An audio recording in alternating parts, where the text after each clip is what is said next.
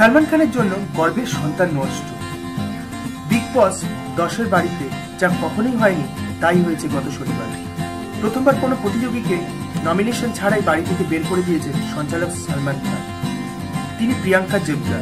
নিজের মুখের অশ্লীল ভাষা, অসভ্য আচরণের জেরে সালমানের বিরক্তির মুখে পড়তে হয় প্রিয়াঙ্কাকে।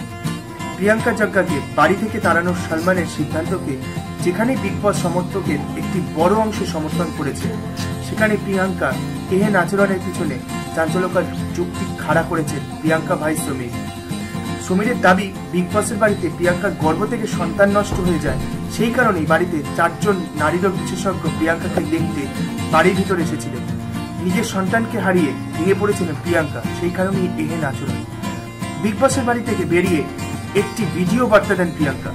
সেখানে নিজের সাপেক্ষে ব্যাখ্যা দিতে গিয়ে তিনি বলেন, তার শরীরে ক্রমেই খারাপ হচ্ছিল, সে কারণেই সহপ্রতিযোগীদের সঙ্গে অসভ্য আচরণ করেছেন প্রিয়াঙ্কা। যার কথায় বারবার বিগ বসকে আবেদন করা সত্ত্বেও এবিগেশন ছাড়া তাকে বাড়ির বাইরে বেরোনোর অনুমতি দিচ্ছিল না বিগ বস।